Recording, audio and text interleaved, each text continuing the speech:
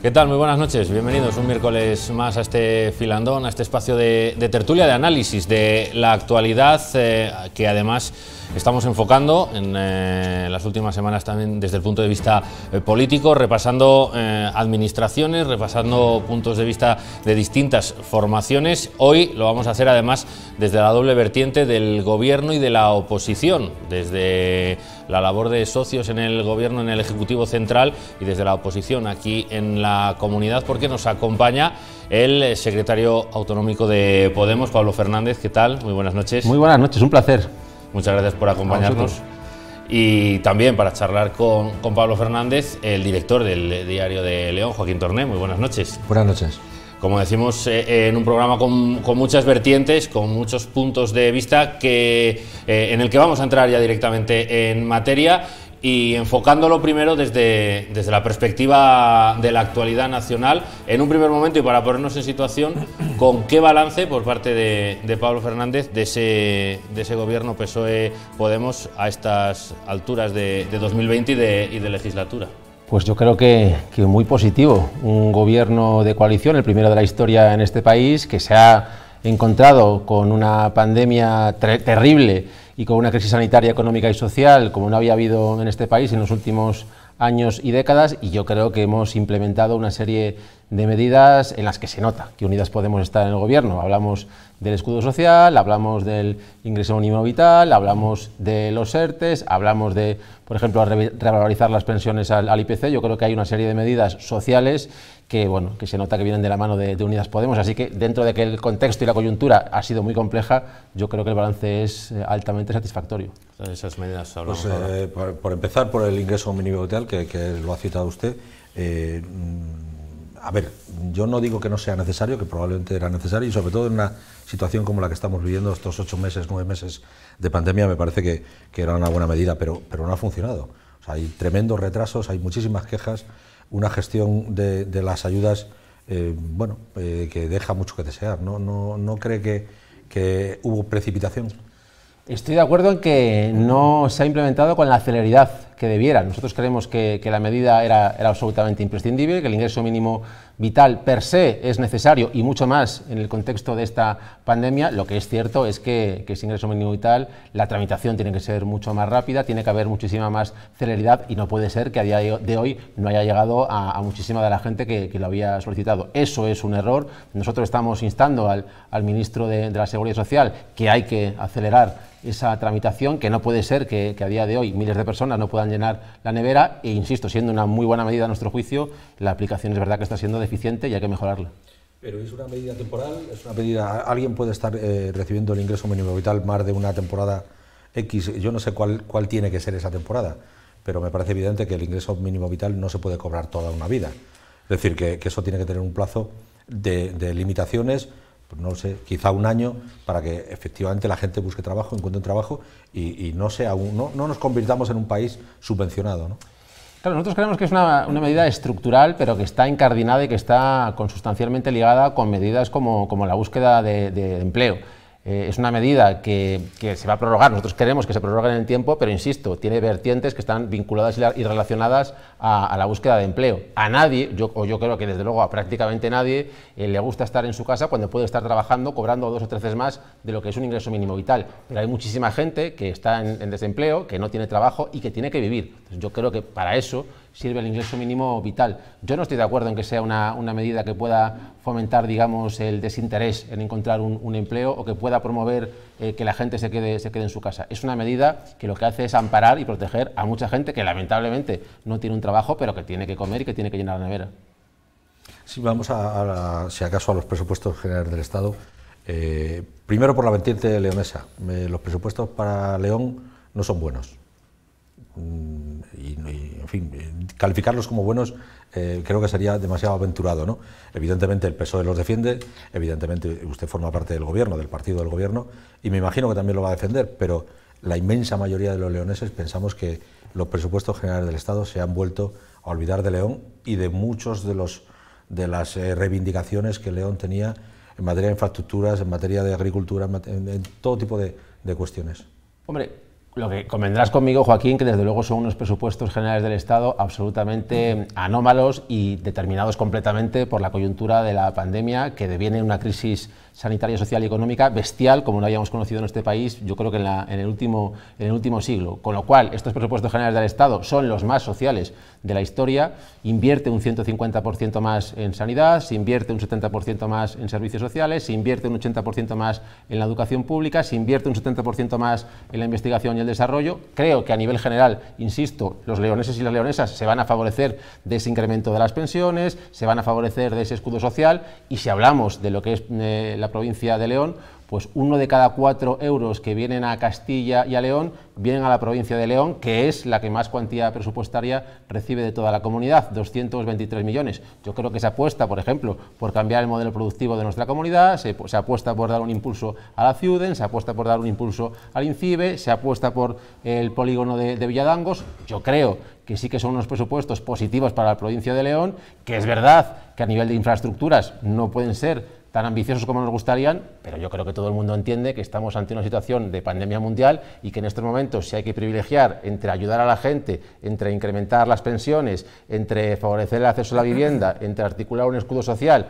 o construir carreteras, pues yo creo que la prioridad es ayudar a las personas y que es secundaria las infraestructuras. Pero no entiende, como entiendo yo, por ejemplo, que el mejor escudo social que puede haber para cualquier sociedad es inversión productiva, es decir, generar en León una industria que sea capaz de generar puestos de trabajo y que además esos puestos de trabajo hagan inútil el escudo social. Es decir, cuando la gente tiene trabajo no es necesario el escudo social.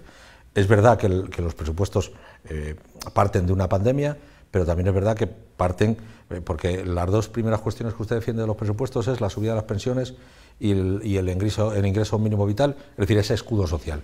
Eso para León es improductivo, porque evidentemente sí, las pensiones está muy bien que se revaloricen y por supuesto creo que hay que defenderlo, que el escudo social también habría que defenderlo, pero si seguimos defendiendo las pensiones y el escudo social en una provincia como León, al final vamos a morir de inanición, porque lo que necesitamos es infraestructuras e industria, y en los presupuestos no hay ni infraestructura ni industria. La León Valladolid está olvidada, Torneros está olvidado, en fin, el peaje de la León Astorga en contra de lo que ha ocurrido no sé si es en Galicia o Asturias, no recuerdo ahora cuál de las dos comunidades autónomas, e incluso en Andalucía se mantiene. Es decir, todas son cuestiones que para el tejido productivo, que es lo que genera riqueza, para León son malos.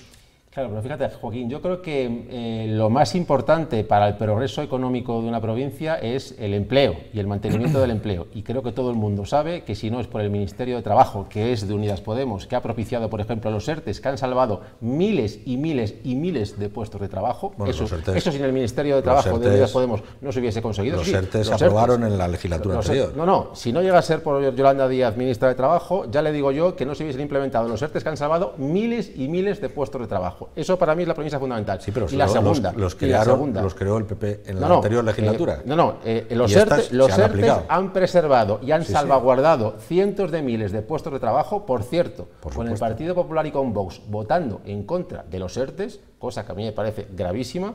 Han salvaguardado decenas de cientos de miles de puestos de trabajo. Y lo segundo, es indubitable que para cambiar el modelo productivo de la provincia de León, para dar un impulso a nuestra provincia, yo creo que el eje fundamental tiene que ser la investigación, la innovación y el desarrollo. Y casualmente los dos centros, dos vectores de I+D+I de la provincia de León, como son la Ciuden y como es el INCIBE, son los que más presupuesto reciben del Gobierno de la Nación. Con lo que creo que la apuesta por ese cambio de modelo productivo, por poder generar puestos de empleo de calidad que tengan valor añadido, ahí está encima de la mesa. ¿Que se pueden hacer más cosas? Yo estoy de acuerdo, yo no soy una persona conformista y desde luego siempre voy a querer que puedan llegar más inversiones a la provincia de León, pero considero que es el primer presupuesto en el que Unidas Podemos está en el Gobierno de España y es el presupuesto en el que a la comunidad a la que pertenecemos 1 de cada 4 euros llega a la provincia de León, que es la que más inversión recibe de toda Castilla y León. Ya que hablábamos de los ERTEs, hacemos ese inciso. ¿Cuál es el futuro de los ERTEs? Porque, claro, tienen un plazo que la mayoría ven muy cercanos. Se tiene previsto prorrogar, hay países en los que incluso lo llevan hasta final de 2021. La pandemia ahí continúa, la situación compleja para muchos sectores. ahí sigue. ¿Está previsto? Sí, ahí estamos trabajando. De hecho, se han vuelto a prorrogar, como bien sabéis, y estarán, yo creo que condicionados y ligados a la coyuntura de la pandemia. Y además hay que decir otra cosa, unos ERTEs que han sido implementados y articulados con el diálogo social, con la concertación social, pactando con la patronal y con los sindicatos, que es como yo creo que hay que hacerlo. Mucha gente decía que llegaba Unidas Podemos al gobierno de España y no iban a salir agua de los grifos, no iban a funcionar los semáforos. Bueno, pues creo que estamos, insisto, implementando medidas sociales y además dando un ejemplo de diálogo y de concertación con la patronal, con los empresarios y con los sindicatos. Y eso lo está haciendo Unidas Podemos desde el Ministerio de Trabajo. El diálogo con Esquerra Republicana y con Bildu. Ayer. Sí, pero Joaquín, por partes. El diálogo social, que yo sepa, lo integra la patronal, la COE y lo integran los sindicatos. Luego ya vamos a Bildu y a Esquerra. Pero yo voy a los presupuestos. Parece muy bien. Todavía no me he ido de los presupuestos, quiero decir. Ustedes han firmado una enmienda a los presupuestos con Esquerra y con Bildu. ¿A usted esto le parece bien? ¿Le parece normal que un partido que forma parte del gobierno se enmiende su propio presupuesto y además lo haga con dos partidos, uno que quiere romper España y otro que defiende todavía el terrorismo de ETA? Hombre, a mí hacer una enmienda para que se prohíban los desahucios en la situación de la pandemia, cuando mucha gente se está quedando sin casa, es que el no hacerlo me parecería indecente e indigno. Creo que ahora mismo todo el mundo entiende que la prioridad en este país tiene que ser evitar que nuestros conciudadanos puedan quedarse sin casa y sin hogar, y hacer una enmienda para que se prohíban, para que se impidan los desahucios, por lo menos mientras exista la coyuntura de la pandemia. No hacer esa enmienda a mí me parecería inhumano, con lo cual, por supuesto que defiendo esa enmienda. Y si esa enmienda tiene que ser de la mano de Bildu y tiene que ser de la mano de Esquerra, bienvenida sea esa enmienda. Si tiene que ser y es para que la gente no se quede sin casa, por supuesto que estoy a favor de esa enmienda, por supuestísimo. Pues mucho me temo que el resto del país no lo está. Pues Joaquín, pregúntale a la gente que se queda en la calle qué prefiere, si tener una casa que venga de una enmienda de Unidas Podemos, de Bildu y de RC, o quedarse en la calle. Yo creo que estoy seguro que esa gente prefiere poder tener un hogar y poder tener, no sufrir la pobreza energética que está sufriendo mucha gente y poder tener un hogar para subsistir durante la pandemia. Esa para mí es la absoluta prioridad, con lo cual absolutamente a favor de que hayamos realizado esa enmienda. Lo indigno es que a día de hoy haya partidos políticos que no estén a favor de prohibir los desahucios en este país en la situación de pandemia. Eso me parece indecente, eso me parece indigno, me parece abominable, con lo cual, por supuesto que defiendo esa enmienda. Pero no se defiende tampoco la propiedad privada, quiero decir, hay mucha gente que no paga sus hipotecas, probablemente porque invierten el dinero en otra cosa. Hay gente que, por supuesto, no paga las hipotecas porque está pasando dificultades y a esa gente sí hay que ayudarles. A esa gente sí, y probablemente haya que obligar a los bancos a que hagan moratorias en el pago de las hipotecas, etcétera, etcétera. Si todo está muy bien y todo eso, probablemente el 100% de los españoles lo votaría. Pero no es normal que un partido se enmiende sus propios presupuestos y además lo haga con dos partidos que no defienden o que han defendido la anormalidad dentro de este país. Pero Joaquín, es que aquí hay que... Al margen de, no hablemos de la propiedad privada, porque evidentemente los desahucios que se producen en gente que no paga el alquiler también chocan con el derecho que tiene la persona que es propietaria de esa vivienda. Son dos debates absolutamente distintos, Joaquín. No tiene nada que ver la propiedad privada, que nosotros por supuesto que defendemos, con los desahucios y evitar que la gente se quede sin casa. Y en cuanto a lo mollar, a lo nuclear, de lo que decíamos, hombre, es que hay una cuestión determinante, y es que estamos en un gobierno de coalición, y en el gobierno de coalición evidentemente que hay contradicciones. Para nosotros es imprescindible acabar con los desahucios, al menos mientras dure la pandemia. El Partido Socialista, hay gente pues, que no está de acuerdo con eso. Dentro del Partido Socialista, hoy mismo, la ministra Calviño ha dicho que ella prefiere aprobar los presupuestos con el Partido Popular que con Unidas Podemos. Bueno, nosotros estamos en el gobierno, estamos normalizando las diferencias, tiene que haber contradicciones dentro de un gobierno y es algo sano y es algo que es normal. Nosotros estamos trabajando y estamos, creo, consiguiendo con nuestros 35 diputados, y dentro de la modestia y esa correlación de fuerzas en el gobierno de 121 diputados contra 35, creo que estamos arrancando muchas medidas sociales. En esta de los desahucios, nosotros queremos impedir los desahucios mientras dure la pandemia. Si hay gente dentro del Partido Socialista pues que no está a favor, bueno, pues son disensos que tenemos que acostumbrarnos a llevar y articular. Por eso hemos presentado esa enmienda. Dentro de la normalidad, que dos partidos que conforman un gobierno pueden tener visiones distintas. Desde luego nosotros queremos a toda costa impedir que haya desahucios mientras dure la pandemia, y bueno, si hay gente del PSOE que no está tan a favor, bueno, pues yo creo que es el juego democrático. Hay una cuestión que la sociedad le reclama a los políticos, a todos, a los de izquierdas y a los de derechas, que es diálogo. Es decir, si dos partidos que conforman un gobierno no son capaces de dialogar ni para esto, ¿qué podemos esperar de este gobierno? Pero claro que dialogamos, Joaquín. Pero si la enmienda se presenta a traición y se da la rueda de prensa a traición, sin que lo sepan ni la ministra de Hacienda, ni la ministra de Economía, ni el propio presidente del gobierno. Por supuestísimo que dialogamos, y por supuestísimo que hay debate, y por supuestísimo que de vez en cuando hay controversias, y por supuestísimo que a veces hay disensos. Por eso somos dos partidos políticos diferentes, que tenemos incluso programas políticos distintos en varias cosas. Nosotros hemos sido absolutamente leales con el programa de gobierno que tenemos con el Partido Socialista. Hay cuestiones que nos gustaría haber implementado ya y que no se han llevado a cabo porque no estaban en el programa de gobierno. Por ejemplo, el impuesto a la banca. Nosotros somos favorables y queremos que en España se ponga un impuesto a la banca para que la banca devuelva los más de 60.000 millones de euros que prestamos los españoles en el año 2008. El PSOE no se acaba de decidir y por eso, por ejemplo, en España todavía a día de hoy no hay un impuesto a la banca. Hay varias cuestiones para nosotros absolutamente esenciales, nucleares y mollales, en las que bueno, el PSOE todavía no se decide y que no las hemos llevado a cabo porque somos un partido que respetamos el acuerdo que tenemos de gobierno. Pero en el caso de evitar los desahucios, es que yo creo que es una cosa de dignidad humana. Es que a día de hoy, ¿quién puede impedir o quién puede estar en contra de que se impidan los desahucios mientras dura una pandemia mundial que ha provocado una crisis social sin precedentes y que está dejando en la ruina a decenas de miles de personas? Yo creo que nadie se puede estar en contra de eso.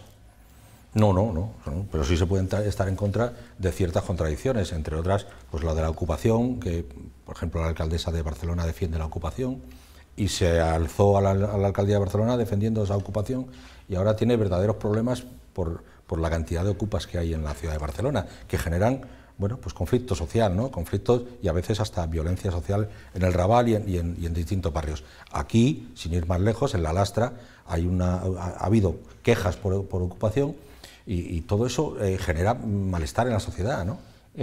Joaquín, el fenómeno de la ocupación que existe, desde luego puede ser un problema, pero desde luego no es el problema con mayúsculas que se está queriendo vender desde sectores de la derecha, desde sectores de la ultraderecha, ni muchísimo menos. De hecho, las últimas cifras indican que el número de ocupaciones es ínfimo comparado, por ejemplo, con la cantidad de casas vacías. A mí me preocupa muchísimo más que en los últimos 5 años, que en el último lustro, los bancos hayan quedado con las viviendas de más de 600.000 familias en este país. Me preocupa muchísimo más eso. Me preocupa mucho más que a día de hoy en España haya decenas de miles de casas vacías y que haya mucha gente sin casas. Ese es el auténtico problema y creo que lo que hay que hacer en España para acabar con el problema de la ocupación y para acabar con los problemas de la vivienda es políticas públicas que promuevan los parques públicos de vivienda, tanto en propiedad como en alquiler, tener una política de vivienda que favorezca las ayudas, por ejemplo, a alquiler de viviendas y, desde luego, prohibir radicalmente los desahucios sin alternativa habitacional. Con esos 3 ejes se acabaría absolutamente el problema de la vivienda y también se erradicarían casi por completo los casos de ocupación. Usted sabe que eso es pura demagogia. No. Y no creo que se arreglen los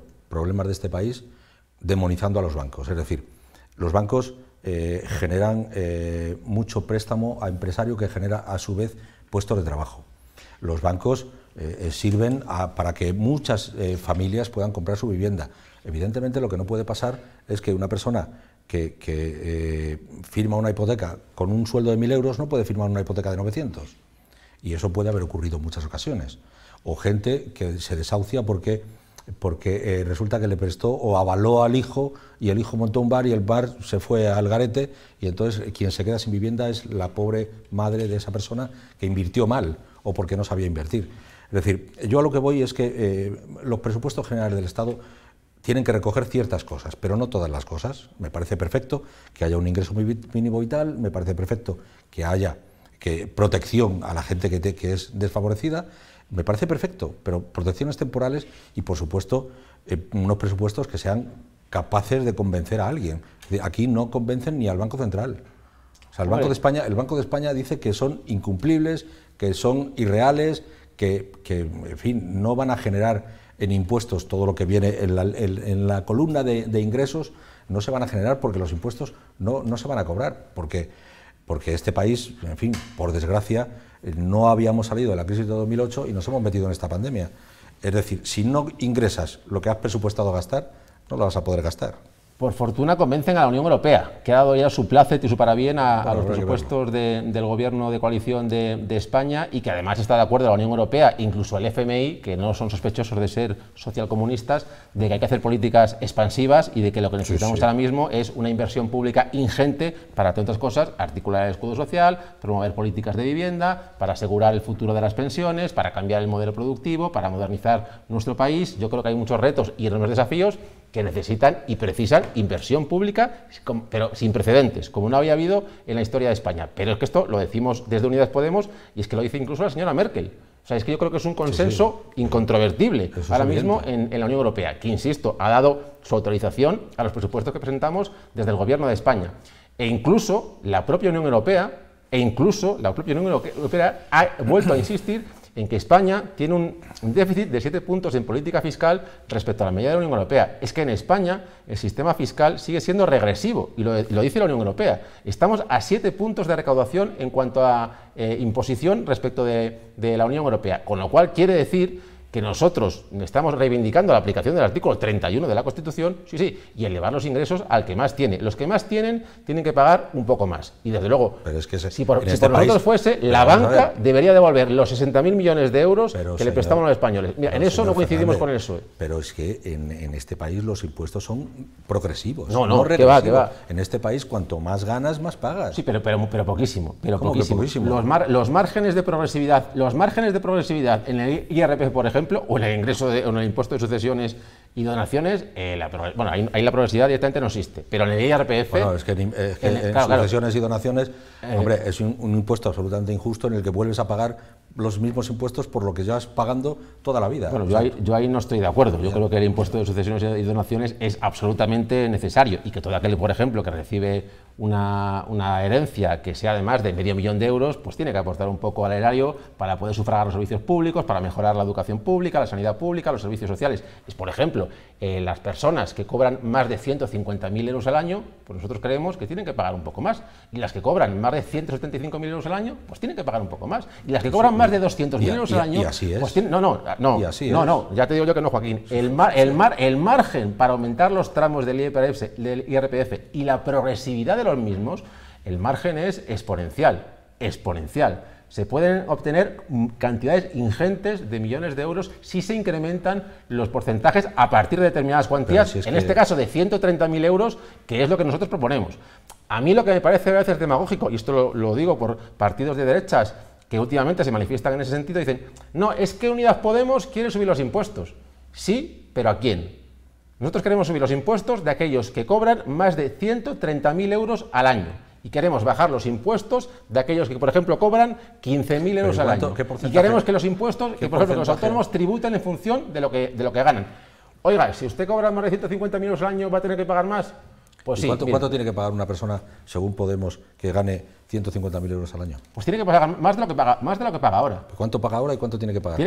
Ahora mismo no tengo el cálculo, pero pues por ejemplo un 7 o 8% más de lo que paga ahora. Tiene que hacer más esfuerzos. Tiene que hacer más esfuerzos. Porque es injusto. Si no sabemos cuánto es el porcentaje que pagan, ¿cómo podemos saber que tiene que ser un 7%? Joaquín, mira, yo no soy economista y no vengo aquí con una tabla, ciertamente, pero desde luego que es incontrovertible que se puede incrementar los porcentajes y los tramos del IRPF, es algo de cualquier economista que te le preguntes. Pero si es que con 150.000 euros al año está pagando prácticamente el 40 y tantos %. No, eso no es así. Con 150.000 euros al año ya te digo yo que no estás pagando el 40 y pico %. No es así. Y desde luego, va a ser que sí. Si tú ganas... No, yo no. Yo tampoco. Si es que yo no creo que conozcamos, los que estamos aquí, yo no conozco a nadie que gane 150.000 euros al año. Pero si es que el principal problema es que quien gana más de 150.000 euros al año, al final no paga IRPF, sino que luego paga por impuestos de sociedades, etcétera, etcétera. O sea, todo ese tipo de cuestiones es lo que hay que valorar. Sí, es decir, tenemos que ir concluyendo para y los paraísos fiscales, y el fraude fiscal, y perseguir la ilusión de capitales, pero es que hay un montón de cosas pero es que eso está en el Código Penal. Ya, pero el problema es que el Código Penal en este país se ha aplicado para lo que se ha aplicado y no se ha aplicado para quien no se ha aplicado. Ese es otro debate. Me da que estos debates van a continuar mucho tiempo y son posturas que habrá que seguir profundizando y que seguirán dando que hablar. Nosotros ahora tenemos que hacer una pausa, que parar aquí este debate, pero enseguida regresamos con muchos más temas en este Filandón. Hasta ahora mismo.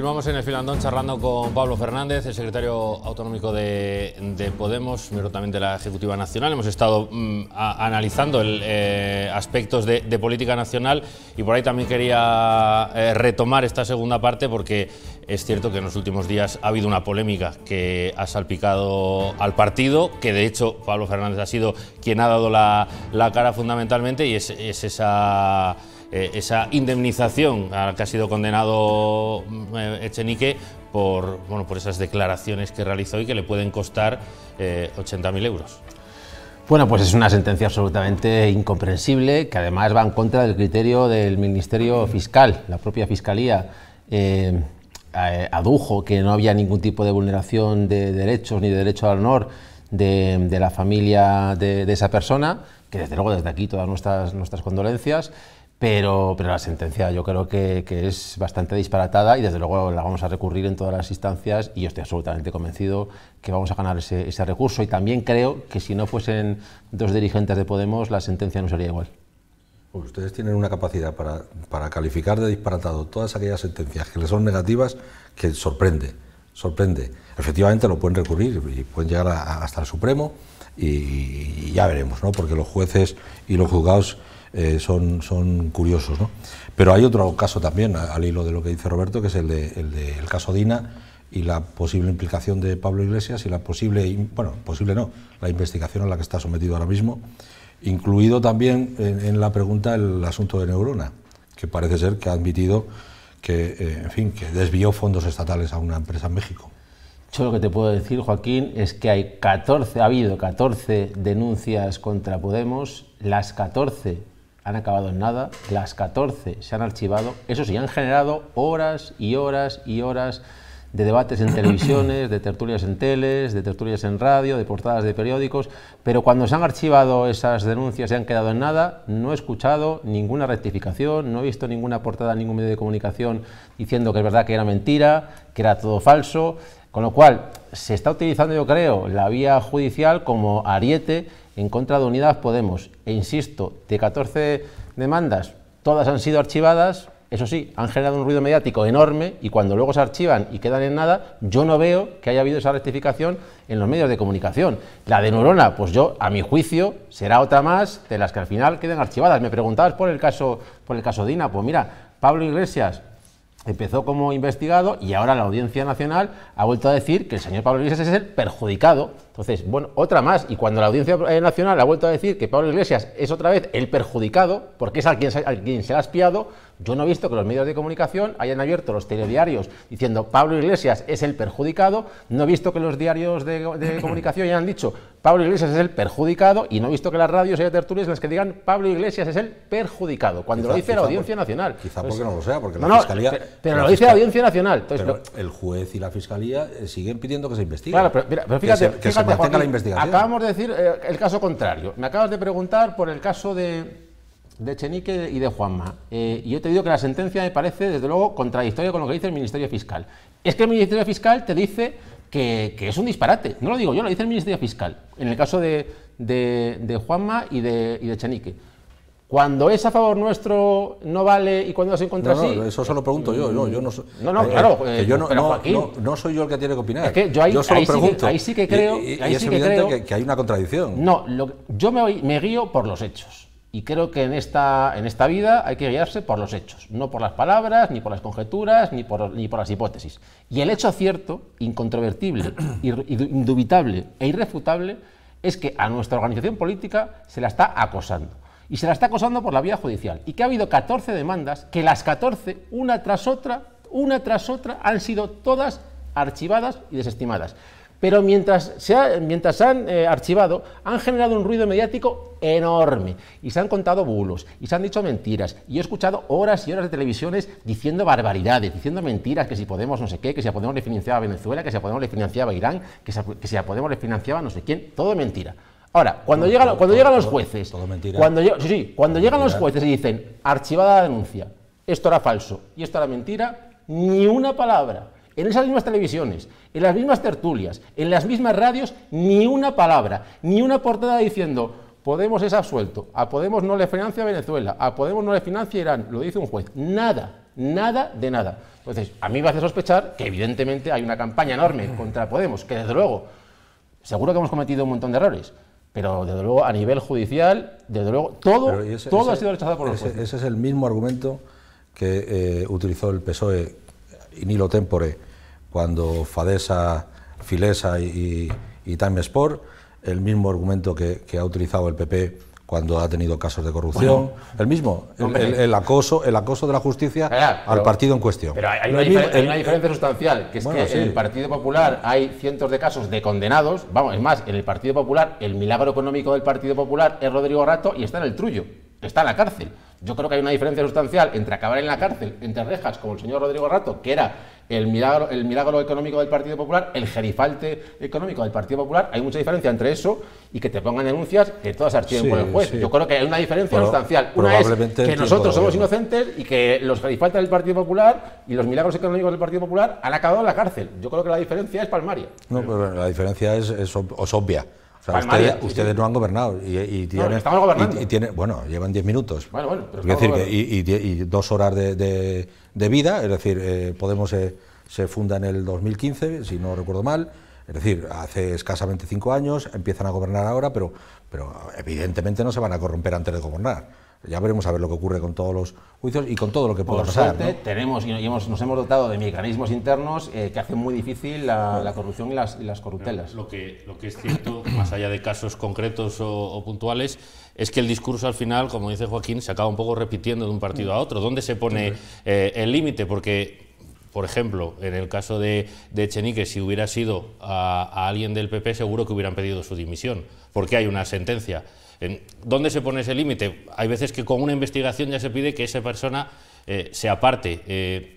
Ya digo, este es un ejemplo por lo más actual, pero es cierto que cuando le atañe a un partido parece que es como, bueno, vamos a ver, hay persecución, vamos a recurrir, y cuando es al contrario, enseguida se está pidiendo responsabilidad. Ya digo, hablando del discurso en general, a veces confunde un poco. Yo creo que aquí lo peligroso es el discurso que se quiere colar de que todos los políticos son iguales y de que todos los partidos políticos son iguales. Yo estoy en absoluto desacuerdo con eso y se demuestra día a día. En cuanto a la cuestión concreta, que dónde se pone el límite, pues cada partido sabrá dónde lo coloca y dónde lo sitúa. Desde luego nosotros, insisto, no hacemos más que ver cómo los jueces desestiman todas las denuncias que nos interponen, y otros partidos políticos han tenido condenados firmes que han entrado en la cárcel por la corrupción galopante y salvaje que han perpetrado. Pues, por ejemplo, Echenique debería dimitir por esa condena. No, es que la condena no es firme, o sea, es que es recurrible y estoy absolutamente seguro y convencido de que vamos a ganar ese recurso y que al final quedará en agua de borrajas y en nada. Cuando la condena es firme, si te condenan en firme, es evidente que tienes que dimitir, pero mientras tú puedas recurrir, es que no tiene ningún tipo de sentido. Porque por esa regla en su momento se habló de que en cuanto hubiera cualquier caso de duda, la transparencia y demás, que esas personas se apartaran. En nuestro partido. Digo en general, ese pacto que se intentó llegar de transparencia entre partidos políticos. Yo quiero recordar la imagen de Pablo Iglesias en un debate electoral con el resto de los candidatos a la presidencia del gobierno, en los que decía que en el momento que se abriera juicio oral, dimisión. Aquí ya sé que no hay juicio oral. No se ha abierto ningún juicio oral. Ya sé que no se ha abierto el juicio oral, pero sí hay una condena. De momento, sí, recurrible, pero porque no no es firme. ningún juicio oral, evidentemente. Es que yo creo que la diferencia es sideral. Por eso yo creo que a mí, que si yo entiendo que tenéis que hacer estas preguntas, y me parece bien, me parece oportuno, pero insisto, que es que no todos los partidos somos iguales, ni todos los políticos son iguales. Entonces, que nos quieran meter en el mismo saco a todos, pues yo creo que es injusto. ¿Que Podemos ha cometido errores? Seguro. ¿Que Podemos seguirá cometiendo errores? También. También te digo que nosotros cometeremos errores, pero nunca nos equivocaremos de bando, ¿eh? Seguiremos trabajando para los de abajo, para la gente trabajadora, para la clase trabajadora. Errores cometeremos, pero no vamos a confundir de... Pero desde un chalet. Sí, desde un chalet, claro que sí. Bueno, un chalet grande. Faltaría más, Joaquín, que uno con su trabajo, con su dinero, no se pueda comprar un chalet. No, pero sí, por supuesto. Si no nos dejan comprar una casa por el dinero que uno ha ganado honradamente, pues me preocuparía del sistema democrático que tenemos en este país. Si es la incoherencia la que se critica. No se critica que alguien se compre una casa con su dinero, que me parece perfecto, que es a lo que aspira todo el mundo, a mejorar en sus condiciones de vida. Y bueno, pues poderle dar a sus hijos lo mejor que pueda. Si eso no lo cuestiona nadie, se cuestiona la incoherencia, que es precisamente lo que ustedes le han cuestionado históricamente al PP y al PSOE, es decir, a los partidos históricos, a los partidos habituales de la democracia desde el año 78. Lo que se cuestiona es eso. Y lo que ustedes no han sido capaces de explicar al gran público, a la sociedad, es por qué se cae en esa incoherencia tan rápidamente y además con una defensa tan a ultranza y al mismo tiempo, en fin, con las sorpresivas explicaciones que se dan. O sea, cuando a uno recuerda cuando Pablo Iglesias decía yo no me voy a marchar de Vallecas porque mi pueblo es Vallecas, porque Vallecas, 15 días después resulta que hemos comprado un chalet enorme. 15 días, vale, pues 20, me da lo mismo. Hombre, pero quiero decir que es la incoherencia, que es lo que toda la sociedad ha criticado, lo que criticó de UCD, lo que criticó del CDS, lo que ha criticado del PP, del PSOE, y ahora lo que critica a Ciudadanos y a Unidas Podemos, su propia incoherencia.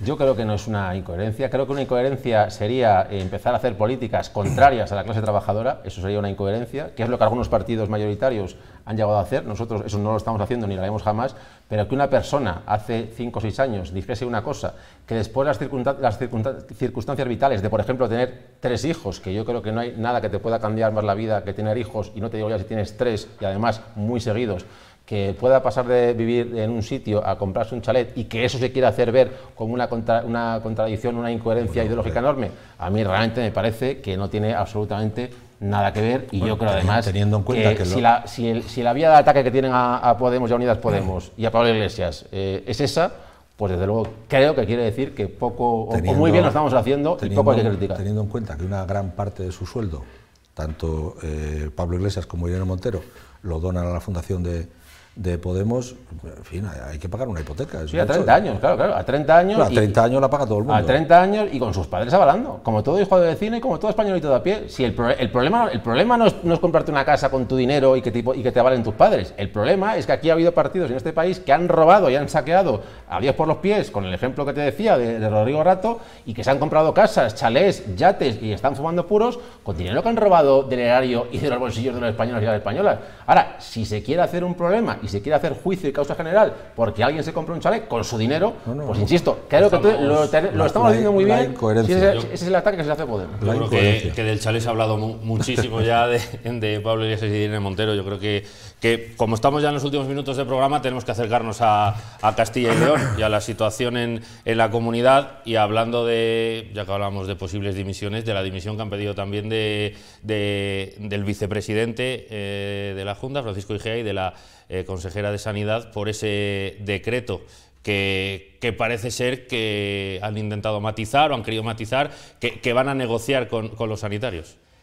Claro, en primer lugar, la dimisión la pedimos nosotros, pero no solamente nosotros. La dimisión de la consejera de Sanidad y del señor Igea la piden todos los sindicatos sanitarios de Castilla y León y todos los colegios de médicos de Castilla y León. Creo que Igea y Casado han conseguido algo inédito e inaudito, que es que vayan todos a la limón y que todos se hayan unido para pedir su dimisión. Y luego, es de verdad inconcebible que la Junta, que la consejera de Sanidad, cuando ha dinamitado las negociaciones, la posibilidad de acuerdo y la posibilidad de diálogo, cuando han impuesto un decretazo que recorta los derechos laborales de los sanitarios, después de imponer el decretazo, ahora digan que quieran dialogar. Claro, evidentemente los sindicatos han dicho que esto es una tomadura de pelo y que no pueden dialogar nada cuando ya se han impuesto los recortes en las condiciones laborales. A mí me preocupa que a uno de los colectivos, que yo creo que todo el mundo está reconociendo su trabajo, su esfuerzo durante estos meses, dejándose la piel por salvar vidas y por cuidarnos a todos, que la Junta les maltrata así y además de forma unilateral, imponiendo y habiendo roto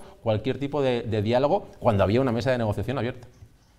A mí me llama la atención que, bueno, estoy de acuerdo con que lo fundamental en este caso es que nadie imponga unas medidas que pueden ser, en fin, que pueden convertirse en un impedimento para cualquier familia, de médico, de enfermera, de lo que sea, pero insisto en lo que hablaba al principio, es decir, la incapacidad de diálogo que tienen todos los partidos políticos con los sectores sobre los que va a pesar una decisión. Es decir, si yo tomo una decisión, lo lógico es hablar con los sectores a los que le va a influir, y esa incapacidad la tienen todos los políticos. Es a mí lo que creo que la sociedad castiga. Pero es que en este caso concreto, Joaquín, hoy estamos a miércoles. El pasado jueves... No estoy defendiendo en absoluto a Francisco Igea. El jueves estaba abierta una mesa sectorial de sanidad entre la Junta y los sindicatos. El lunes tenía que reunirse esa mesa sectorial de sanidad para retomar el diálogo, porque había un diálogo abierto. Pues el sábado, sorpresivamente y unilateralmente, la Consejería saca un decreto recortando los derechos laborales. Es como, estamos negociando y de repente tú, por tu cuenta y riesgo, nos impones este decretazo. Entonces, pues es que, claro, dos no dialogan ni negocian si uno impone. Pues esto es lo que ha pasado con la Junta y además, insisto, con un colectivo, el de los sanitarios, que creo que ha reconocido por todos el trabajo que están haciendo. Sí, eso es evidente. Lo que pasa es que también es evidente otra cosa. Es decir, si cuando una de las provincias de Castilla y León, en este caso Burgos, pongámonos en la hipótesis de que necesita sanitarios y, por ejemplo, en Zamora en este momento sobran sanitarios, ¿por qué no van a ir esos sanitarios allí?